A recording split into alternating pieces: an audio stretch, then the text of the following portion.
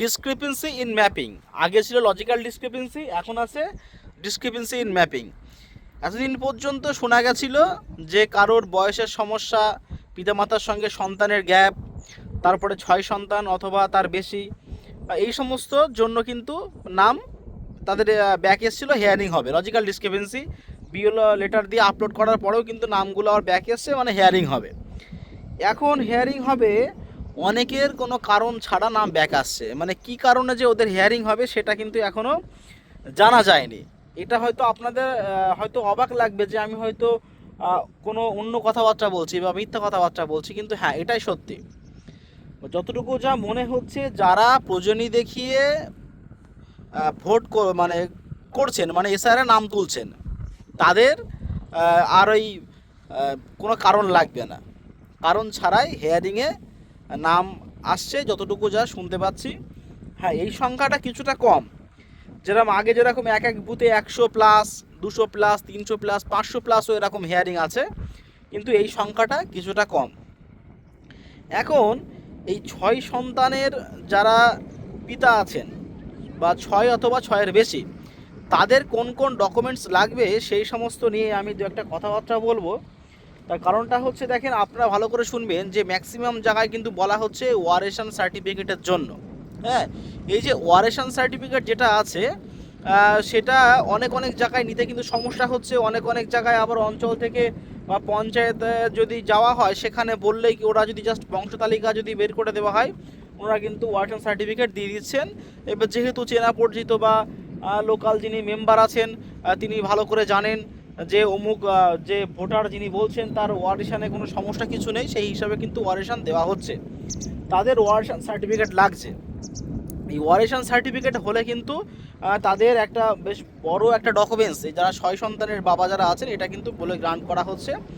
এইবারে তারপরে কি হচ্ছে, যিনি ভোটার আছেন তিনার কিন্তু ম্যাক্সিমাম ভোটারের অনেকের যে ওই 11টা ডকুমেন্টসের মধ্যে ডকুমেন্টস কিছু নেই, ওই কারণে লাগছে আধার কার্ড, আর 2002-এর যে লিস্ট, আর বাবার আধার কার্ড। যদি বাবা মৃত হয়ে থাকেন তাহলে ডেথ সার্টিফিকেট যদি থাকে ভালো, না থাকে কিছু করার নেই, কিন্তু ডেথ সার্টিফিকেট লাগছে।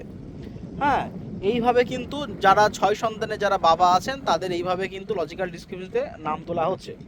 এখন লজিক্যাল ডিসক্রিপেন্সিতে যে হেয়ারিংয়ের যে প্রসেস যেটা আছে, লজিক্যাল ডিসক্রিপেন্সিদের হেয়ারিংয়ের প্রসেস আর নো ম্যাপিংয়ের কিন্তু হেয়ারিংয়ের প্রসেস সম্পূর্ণ আলাদা। যেটা হচ্ছে একটা ডকুমেন্টস আপলোড করা হচ্ছে, ডকুমেন্টস আপলোড করা হচ্ছে না, আর তাদের অনেকেই বলছেন যে 11টা ডকুমেন্টস লাগবে, অনেকে বলছেন যে লাগবে না, নানান জায়গায় নানান কথাবার্তা, কিন্তু ইসিআইয়ের যে নির্দেশ যেটা দেওয়া আছে কিন্তু 11টা ডকুমেন্টস, এই নিয়ে কিন্তু ব্যাপারটা হচ্ছে। লজিক্যাল ডিসক্রিপেন্সির মধ্যে সব থেকে বেশি ফাঁদে পড়েছেন কারা, যারা হচ্ছে ঠাকুরদা গ্র্যান্ড প্যারেন্টসদের যারা লিঙ্ক করিয়েছেন, তাদের এমন কোনো ডকুমেন্টস পাওয়া যাচ্ছে না যে তারা লিঙ্ক করাবেন, এমন কিন্তু কোনো ডকুমেন্টস কিছু পাওয়া যাচ্ছে না। এই নিয়ে একটা ভীষণ সমস্যার মধ্যে পড়েছেন। এখন দেখেন যে হেয়ারিংয়ের যে প্রসেস যেটা যেভাবে চলছে, আপনারা দেখছেন যে ফারাক্কায় একটা বিডিও অফিসে ভাঙচুর করা হয়েছে। একটা মানুষ, আমরা সাধারণ মানুষ, আমাদের ধৈর্য কতক্ষণ আর থাকে, ভালো করে দেখবেন। আর ভোটের আগে কথা বলা হয়েছিল, আমি যেটা গতকালকে ভিডিওতে বলেছিলাম, যে কোনো যোগ্য ভোটার যেন বাদ না যায়, কোনো অযোগ্য ভোটার যেন না থাকে লিস্টে। এটা কিন্তু সম্পূর্ণ ভুল একটা কথা। যেই কথাটাকে যে কথার উপরে মানুষকে ভুলিয়ে ভালিয়ে এসআরটাকে স্টার্ট করা হয়েছে, কিন্তু সেই কথাটার কোনো একটা মূল্য এখন পাওয়া যাচ্ছে না। আমরা দেখছি যে এই কথার কিন্তু কোনো মূল্য আপাতত এখন নেই, পুরোপুরি ভুয়ো কথা সেই সময় বলা হয়েছিল। আবার তার উপরে দেখেন এই লজিক্যাল ডিসক্রিপেন্সি, এটা বিহারে কিন্তু ছিল না।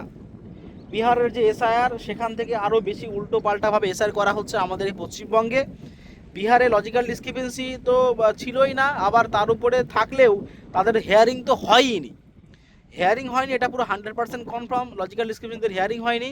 কিন্তু এই যে যেটা হচ্ছে লজিক্যাল ডিসক্রিপেন্সি, অনেকে বলছেন ছিল, অনেকে বলছেন ছিল না। যেহেতু আমার বিহারে কোনো বিএলওর সঙ্গে কোনো কন্ট্যাক্ট আমার কিছু নেই, ওই কারণে আমি কিন্তু এই নিয়ে কনফার্ম কিছু খবর পাইনি। কিন্তু এইটুকু যতটুকু যা জানা গেছে, ম্যাক্সিমাম জায়গায় শুনেছি লজিক্যাল ডিসক্রিপেন্সি বিহারে ছিল না।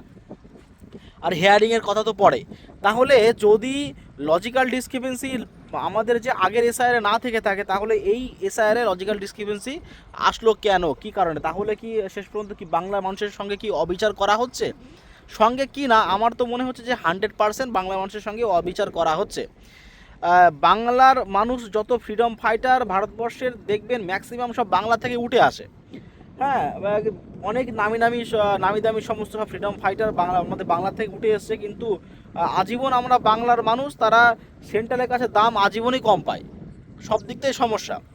এখন আমাদের স্টেট গভর্নমেন্ট কিন্তু এই নিয়ে কোনো পদক্ষেপ নিচ্ছেন না। এখন কি যে ব্যাপারটা হচ্ছে, হয়তো প্রত্যেকটা নেতা মন্ত্রী যারা আছেন আমাদের সামনে এক কথাবার্তা শুনছি, কিন্তু বাস্তবে তার উল্টোটা হচ্ছে। যেটা আমি না, আপনারা ভালো করে আরও বুঝতে পারছেন যে যেটা শোনা যাচ্ছে তার উল্টো আর চলছে। বিএলও যে লেটার, যেটা বিএলও যে ডিক্লেরেশন ফর্ম যেটা এখন নেবেন আপনাদের, যে ডিক্লেরেশন ফর্ম, ওটা কিন্তু সম্পূর্ণ বিএলওর ঘাড়ে চাপিয়ে দেওয়া হচ্ছে।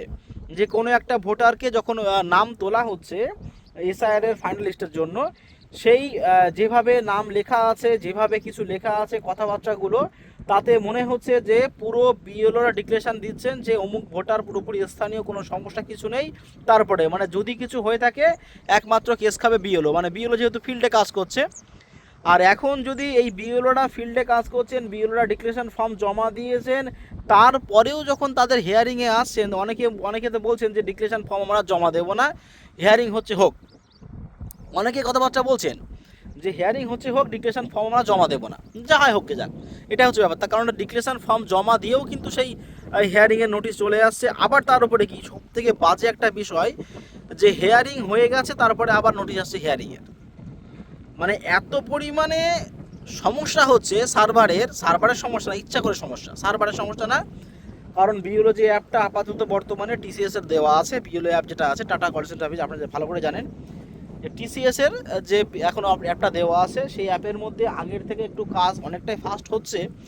কিন্তু যে সমস্ত গড়মিলগুলো দেখা যাচ্ছে ভিতরে, সেটা তো আর এই অ্যাপের জন্য না, ওটা হচ্ছে ওখান থেকে কম্পিউটারাইজ করা হচ্ছে, কম্পিউটারে টোকা হচ্ছে, তারপরে ওখান থেকে উল্টো পাল্টাভাবে ম্যাপিং করে সেরাম করে আসছে। আর লজিক্যাল ডিসক্রিপেন্সি কিন্তু কার ঘাড়ে পড়বে এই নিয়ে কিন্তু কোনো গ্যারান্টি নেই। আমি আগে বলেছিলাম একটা ভিডিওতে যে ঘুটে পড়ে গোবর হাসে। আমার এই ভিডিও করার আগে অনেকে অনেক কথাবার্তা আমাদের বলেছিলেন।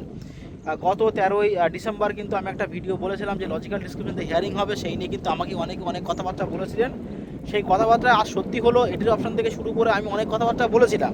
যেহেতু আমার সোর্সটা একটু অন্যরকম টাইপের, কারণ আমার ফ্রেন্ড সার্কেল যারা আছেন, হয়তো আমি নিজে বিএলও আছি, তারা একটু হয়তো হায়ার লেভেলে চাকরি বাকরি করেন, সেখান থেকে কিছু জেনুইন খবর পাওয়া যায়।